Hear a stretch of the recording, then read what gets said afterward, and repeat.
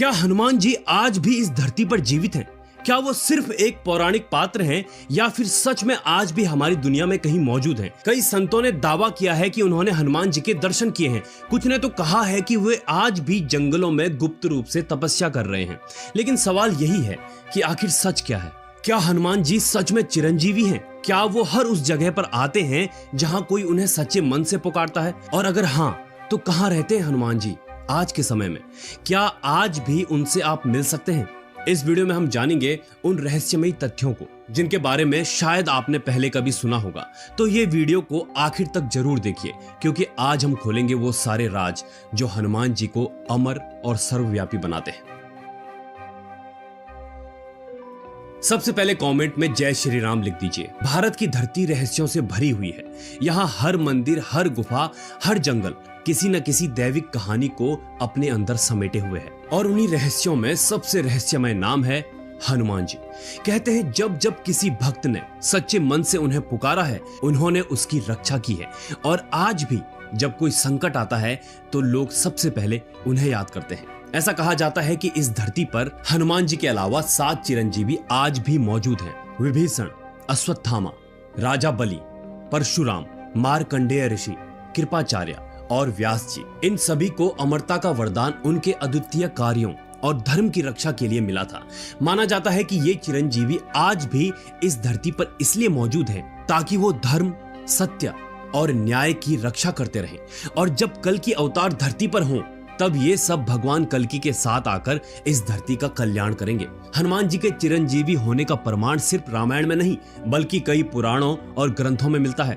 सुंदरकांड और रामचरितमानस में तुलसीदास जी ने हनुमान जी को चिरंजीवी बताया है। इसमें यह जिक्र भी आता है कि हनुमान जी तुलसीदास जी से मिले और उन्होंने उन्हें राम जी के दर्शन करवाए थे। महाभारत काल में भी कई बार हनुमान जी का उल्लेख आता है। एक बार तो हनुमान जी भगवान श्री कृष्ण से गले मिलकर रोने लगे, क्योंकि वो जानते थे कि भगवान श्री राम और श्री कृष्ण भिन्न नहीं है, बल्कि उनके ही रूप हैं। और एक बार ये जिक्र भी आता है कि हनुमान जी और भीम के बीच में संवाद होता है, और वो मैं आपको आगे बताऊंगा, क्योंकि वो इस वीडियो का बहुत जरूरी पार्ट है। और कुरुक्षेत्र के युद्ध में तो आप जानते ही हैं, अर्जुन के रथ पर जो ध्वज था उस पर हनुमान जी सवार थे। और ऐसे ही हनुमान जी के जीवित होने के प्रमाण बहुत से ग्रंथों में मिलते हैं। वैसे तो हनुमान जी के बारे में कहा जाता है कि वो धरती में कई हिस्सों में विचरण करते रहते हैं। जहां हनुमान जी का जन्म हुआ था, अंजनाद्रि पर्वत, यहाँ उनकी अदृश्य उपस्थिति आज भी लोगों को महसूस होती है। अयोध्या में हनुमानगढ़ी मंदिर में लोगों का मानना है कि साक्षात रूप में हनुमान जी वहां रहते हैं और उन्होंने कई चमत्कार किए हैं, जिनसे लोगों को यकीन है कि वो आज भी अदृश्य रूप से मौजूद है। श्रीलंका के घने जंगलों में एक रहस्यमयी आदिवासी जनजाति निवास करती है, जिसे मातंग जनजाति कहते हैं। कहा जाता है कि यहाँ हनुमान जी हर 41 वर्षों में आकर इस जनजाति के लोगों से मिलते हैं और उन्हें उपदेश देते हैं। ये जनजाति श्रीलंका के जंगलों में रहती है और दुनिया से एकदम कटी हुई है। ऐसा माना जाता है कि भगवान श्री राम ने जब जल समाधि ली थी तो हनुमान जी बहुत दुखी थे और वो श्रीलंका के जंगलों में ही भगवान श्री राम को याद करते, उनकी तपस्या करते थे। वहां से गुजरते हुए उन्हें ये जनजाति मिली। तो मातंग जनजाति ने हनुमान जी की बहुत सेवा की।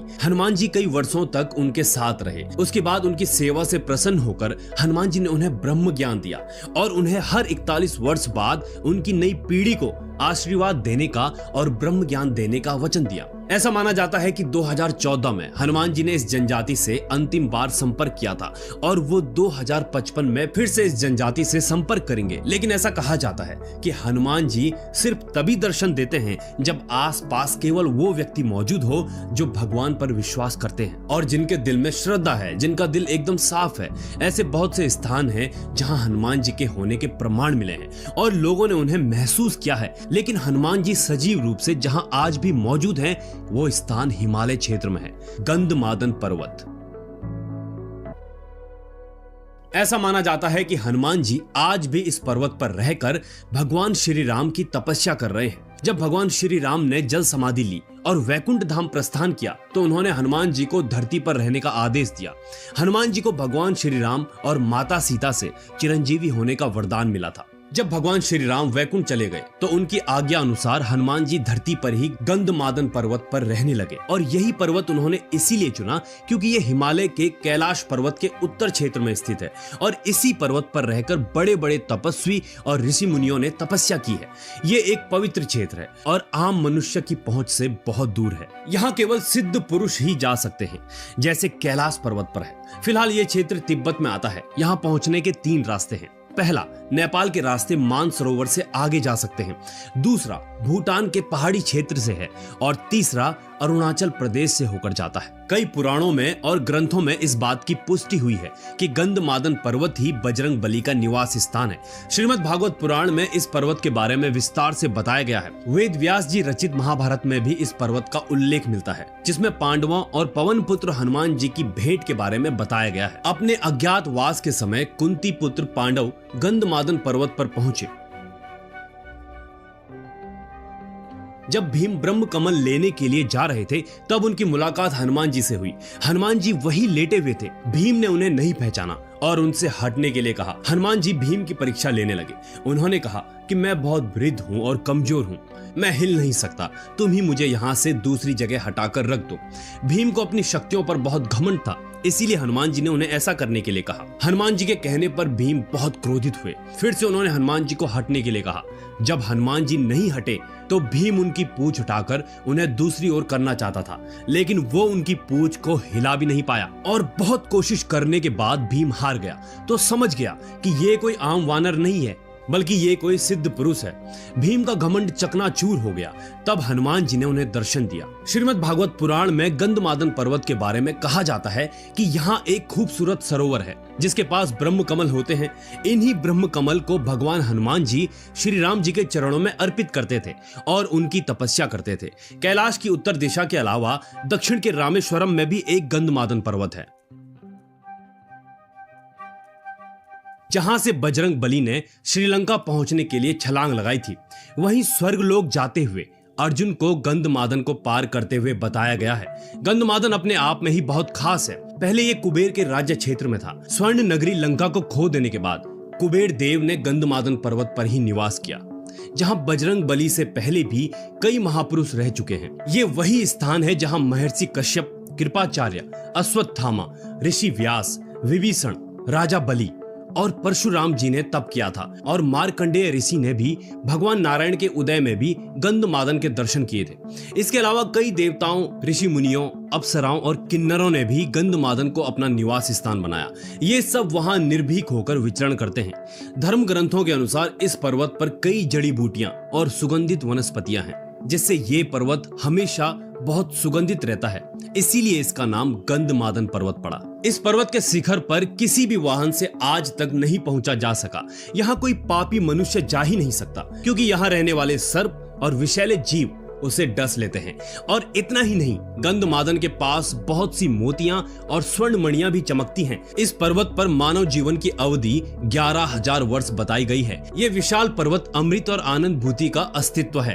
कहते हैं कि इसी पर्वत पर भगवान श्री राम अपनी वानर सेना के साथ युद्ध की योजनाएं बनाया करते थे और यहाँ भगवान श्री राम और बजरंग बली का मंदिर भी है और इस पर्वत पर भगवान श्री राम के पैरों के निशान आज भी मिलते हैं। लेकिन ऐसा क्यों है कि 7 चिरंजीवी और हनुमान जी किसी को दिखाई नहीं देते? इसका भी उत्तर मैं आपको देने वाला हूं। तो शुरू करते हैं। उससे पहले आप कमेंट में जय बजरंग बली जरूर लिखें। ब्रह्मांड पुराण में इसका जिक्र बहुत अच्छे से किया गया है। ब्रह्मांड पुराण के अध्याय 17 में जम्बूद्वीप के बारे में बताया गया है, जिसमें 9 वर्ष की बात की गई है। ये वर्ष मतलब साल नहीं है। मैं आपको समझाता हूँ। इन 9 वर्ष में एक हमारी धरती है जिसमें 7 महाद्वीप हैं। ये सभी भारतवर्ष के अंदर आते हैं, जहाँ हम सभी इंसान रहते हैं। और इस भारतवर्ष के अलावा भी हमारी धरती से परे बाकी के वर्ष हैं। अब मैं किस विषय में बात कर रहा हूँ, इससे मैं आपको सरलता से समझाता हूँ। मैंने इस वीडियो से पहले भी समझाया है। विज्ञान आयामों की बात करता है। जिस आयाम में हम रहते हैं वो तीसरा आयाम है, यानी कि 3D, लंबाई, चौड़ाई और ऊंचाई। फिर आता है चौथा आयाम जो कि समय है। जो हमें आइंस्टीन ने बताया है। लेकिन अब विज्ञान की स्ट्रिंग थ्योरी बताती है कि ये आयाम 10 से 11 भी हो सकते हैं और हमारा सनातन इस विषय में हजारों साल पहले बता चुका है। वैसे तो 64 आयामों की बात की गई है, लेकिन मुख्यतः ये 10 से 11 आयाम है। अब आयाम क्या है, इसे समझने के लिए आपको हमारी दूसरी वीडियो देखनी पड़ेगी। इसीलिए इस वीडियो में कमेंट कीजिए कि आपको आयामों के बारे में अगली वीडियो चाहिए। लेकिन कुल मिलाकर हम इस धरती के दूसरे आयामों को नहीं समझ सकते या उस तक नहीं पहुंच सकते, तो वर्ड्स भी एक तरह के आयाम ही हैं जिन तक हम इंसान शरीर से यात्रा नहीं कर सकते, बल्कि अपनी आध्यात्मिक शक्तियों से वहां तक पहुंचा जा सकता है। तो हमारी धरती से परे कई वर्ड्स हैं, जैसे कुरु वर्ड्स, किम पुरुष वर्ड्स, हरि वर्ड्स, हिरण्य वर्ड्स और भी। अब इन सभी अलग अलग वर्ड्स में अलग अलग प्राणी रहते हैं, मनुष्यों से बिल्कुल अलग, और ब्रह्मांड पुराण के अनुसार हनुमान जी किम पुरुष वर्ड्स में रहते हैं। और इस वर्ड्स में भगवान श्री राम के भक्त ही रहते हैं, जिनमें मनुष्यों से बिल्कुल अलग गुण हैं, जैसे कि उनका शरीर आधा जानवर का और आधा मनुष्यों का माना गया है। ऐसे ही हरि वर्ड्स, जहां अप्सराएं, गंधर्व और ऋषि मुनि रहते हैं, जो भगवान नरसिंह की पूजा करते हैं। इसी प्रकार अलग अलग वर्ड्स में अलग अलग चेतना के जीव रहते हैं, जिन्हें हम अपनी इंद्रियों से देख नहीं सकते। अपनी आध्यात्मिक उन्नति से ही वहां तक पहुंचा जा सकता है। अब आप समझ गए होंगे कि भगवान अगर इस धरती पर रहते हैं तो हमें दिखाई क्यों नहीं देते। अगर आप भी बजरंग बली के भक्त हैं तो कमेंट में जय बजरंग बली जरूर लिखें। लेकिन आपने हनुमान जी के बहुत से चमत्कारों के बारे में सुना होगा, और ये भी सुना होगा कि किसी ने हनुमान जी को देखा है और यहाँ हनुमान जी के दर्शन हुए हैं। तो क्या ये संभव है? क्या आप भी भगवान श्री राम के दर्शन कर सकते हैं? मैं आपको बताता हूँ। अगर आप भी हनुमान जी के दर्शन करना चाहते हैं तो कमेंट में जय बजरंग बली जरूर लिखें। मैं आपको बताता हूँ।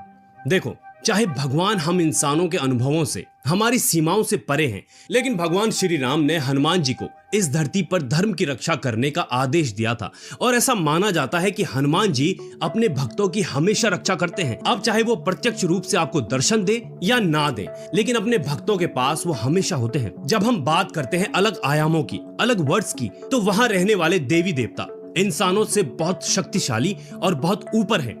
इंसानों के लिए संभव नहीं है अन्य आयामों तक जाना, लेकिन भगवान के लिए संभव है कि वो हमारी धरती पर आ सके और हमें दर्शन दे सके। आपने नीम करोरी बाबा के बारे में सुना होगा। ऐसा माना जाता है कि वो हनुमान जी के ही अवतार थे, तो उन्होंने अपने भक्तों की हमेशा मदद की। ऐसे ही भगवान बार बार किसी बहाने से, किसी न किसी रूप में इस धरती पर अपने भक्तों के पास आते ही हैं। तो अगर आप भगवान को पाना चाहते हैं, उनके दर्शन करना चाहते हैं, तो आपको किसी पर्वत पर जाने की जरूरत नहीं है, क्योंकि वैसे भी बिना भक्ति के हम किसी भी पर्वत पर चले जाएं, वहां भी हमें भगवान के दर्शन नहीं होंगे। बल्कि आपको भगवान के दर्शन सिर्फ और सिर्फ अपनी भक्ति से ही हो सकते हैं। हनुमान जी को कलयुग का देवता कहा गया है। अगर इस कलयुग में सबसे जल्दी किसी की भक्ति का फल मिलता है तो वो हनुमान जी ही हैं। और हनुमान जी आपकी छोटी सी भक्ति से भी बहुत प्रसन्न हो जाते हैं। अगर आप हर दिन सिर्फ एक बार हनुमान चालीसा का पाठ करते हैं तो आपको अपना जीवन बदलता हुआ दिखाई देगा। लेकिन आप अगर हर दिन 7 बार हनुमान चालीसा का पाठ करें तो आपका जीवन पूरे तरीके से बदल जाएगा। आप हमेशा खुश रहेंगे, हमेशा प्रसन्न रहेंगे। प्रभु हर वक्त आपकी मदद करेंगे और आपका जीवन बहुत ही सुखमय हो जाएगा। भगवान हनुमान जी की भक्ति में भगवान श्री राम का बहुत ही महत्वपूर्ण स्थान है। और अगर आप हनुमान जी की भक्ति करने से पहले भगवान श्री राम का नाम लें तो हनुमान जी बहुत प्रसन्न होते हैं और आप पर अपनी विशेष कृपा करते हैं। तो अगर आपको हनुमान जी के दिल में अपनी जगह बनानी है तो आप उनके प्रभु श्री राम का नाम लें। अगर आप सिर्फ भगवान श्री राम का नाम लेते हैं तो हनुमान जी आपकी सारी मनोकामनाएं पूर्ण करते हैं। इसीलिए कमेंट में जय श्री राम जरूर लिखें। जय बजरंग बली।